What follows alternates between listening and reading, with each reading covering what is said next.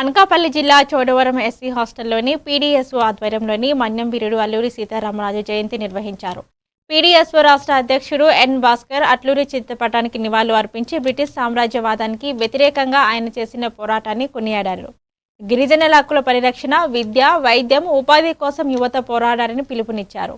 ఈ కార్యక్రమంలోని పీడీఎస్ఓ నాయకులు, విద్యార్థులు పాల్గొన్నారు.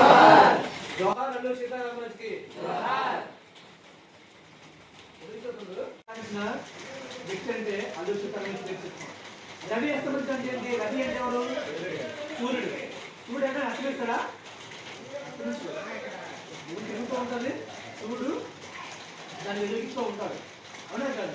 కాబట్టి దీని అర్థం ఏంటంటే బ్రిటిష్ వాడికి అప్పటికే ప్రపంచవ్యాప్తంగా కూడా మనలాగే వలస దేశాలు ఉన్నాయి.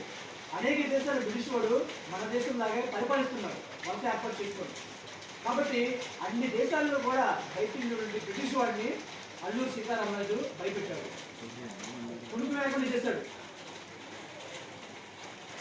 వాళ్ళ దగ్గర ఆయుధాలు లేవు, కేవలం బళ్ళు కాదు, అలాగే బాణాలు. చాలా మంది తెలియదు, అవునా కాదు?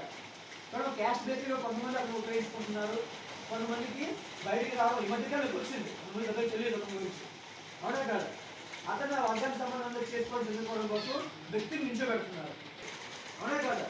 ఇది కూడా పేపర్లు వేశారు కదా. 45% ముందు జూన్లో వర్షాలు పడలేదు, వర్షాలే పడలేదు, విపరీతంగా ఎండ రాస్తుంది. ఏ ప్రాంతం ఏ కాలంలో వర్షాలు పడాలో, ఏ కాలంలో ఎండకాయలో సంబంధం లేకుండా అయిపోతుంది.